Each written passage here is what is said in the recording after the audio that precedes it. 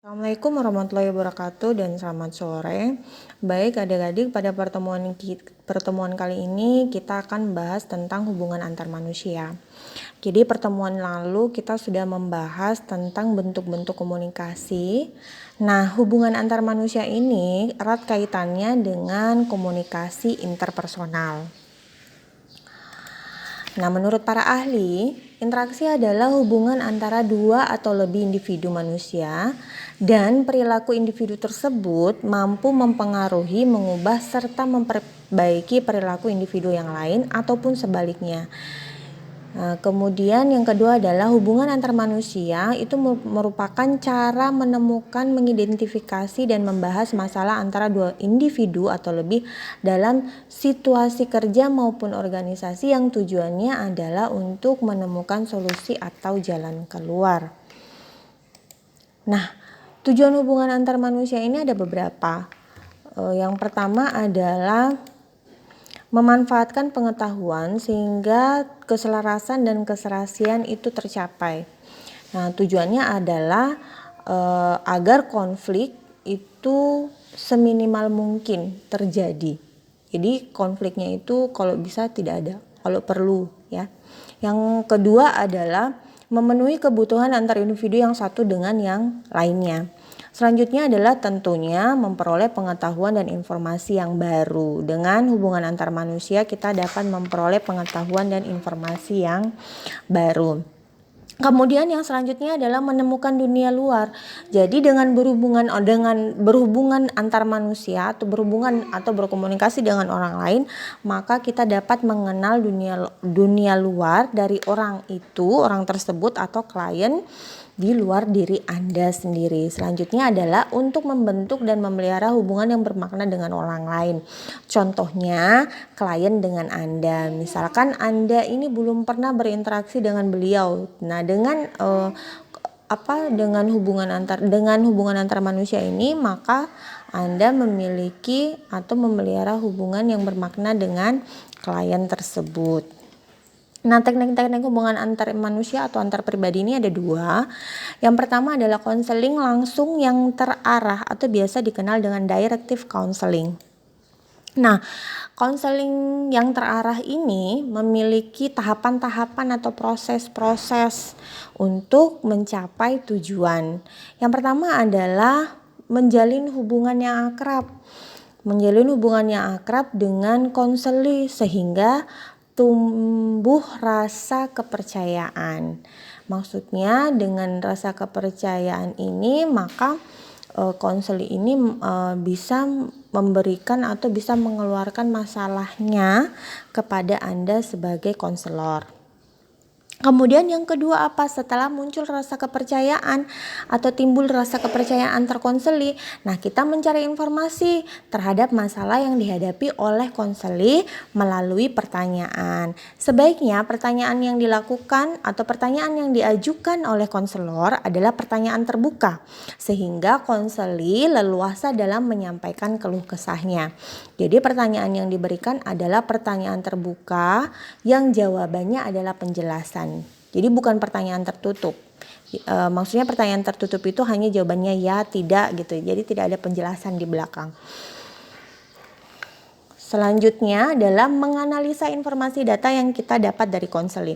Tidak serta-merta semua data yang Anda peroleh atau informasi yang Anda peroleh dari konseli itu Anda telan mentah-mentah. Tentunya Anda harus analisa.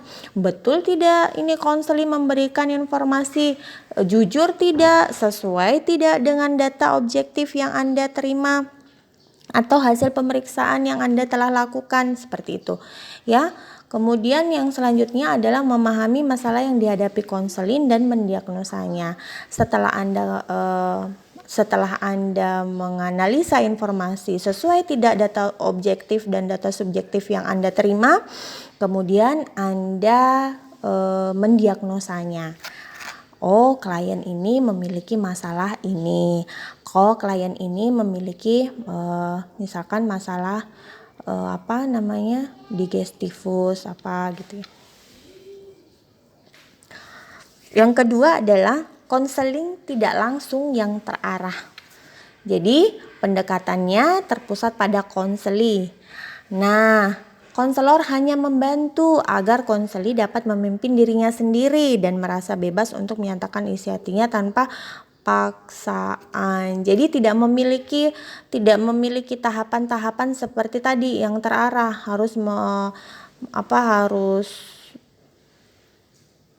menumbuhkan rasa kepercayaan dulu, kemudian menggali informasi. Kalau ini boleh langsung pada sesi curhat-curhatan gitu. Nah, teori hubungan antar manusia itu erat kaitannya dengan teori Johari Window. Kenapa dikatakan teori Johari Window? Karena teori ini memperkenalkan dengan bentuk jendela 4 matriks. Jadi Joseph Luff dan Harrington Ingham mengembangkan konsep Johari Window sebagai perwujudan bagaimana seseorang berhubungan dengan orang lain yang digambarkan sebagai sebuah jendela. Jadi jendela tersebut itu terdiri dari matriks, ya. Nah, di sini di gambarnya kita bisa lihat bahwa teori Johari Window itu ada 4 jendela. Yang pertama adalah diri terbuka, diri buta, diri tersembunyi atau rahasia, dan yang terakhir adalah diri gelap. Nah, diri terbuka atau open self ini merupakan suatu keadaan di mana seseorang saling terbuka terhadap dirinya sendiri maupun orang lain. Jadi tidak ada yang ditutup-tutupi.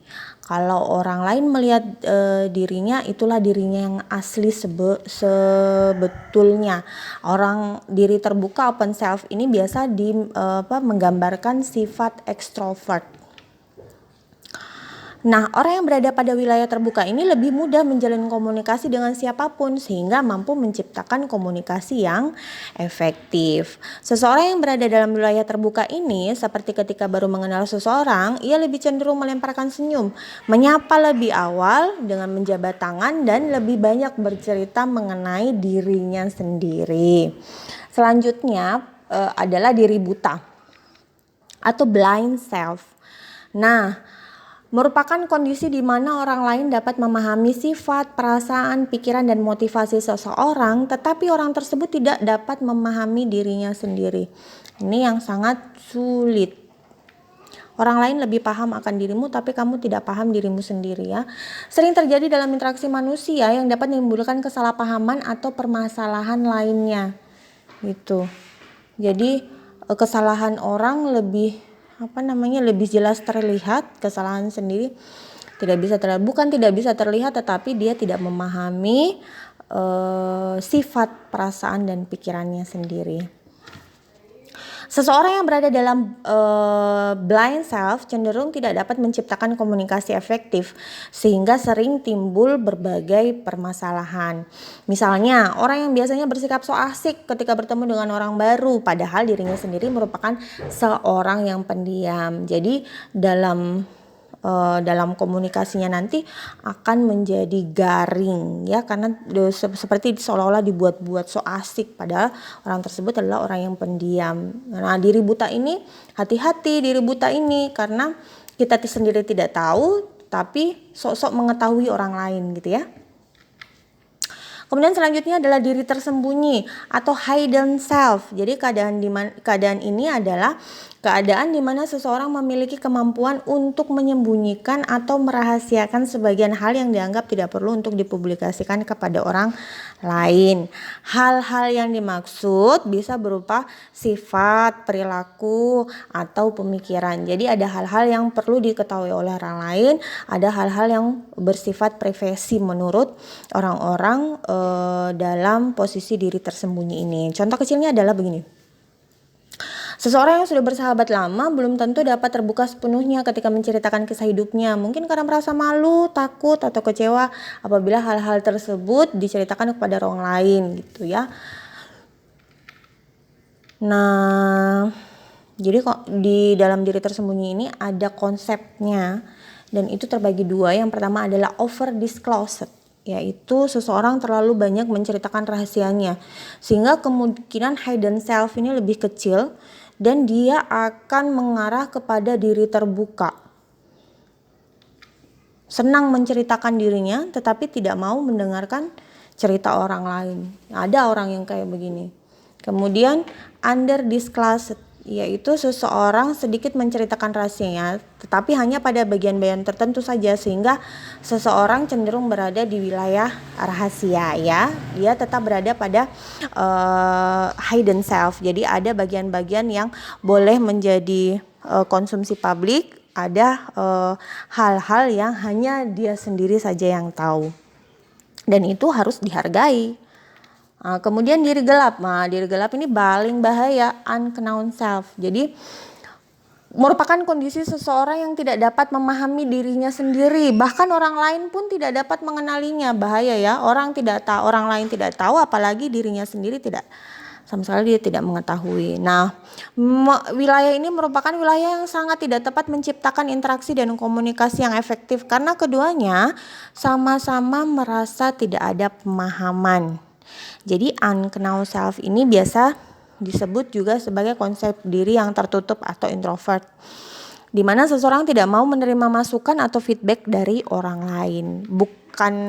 Bukan merasa diri paling benar, tapi karena memang dia tidak memahami orang lain, karena dirinya saja sendiri tidak dia pahami gitu ya. Mungkin untuk pertemuan ini sekian. Jika misalkan ada yang ingin ditanyakan, boleh melalui WhatsApp dan Google Classroom. Terima kasih. Wassalamualaikum warahmatullahi wabarakatuh dan selamat sore.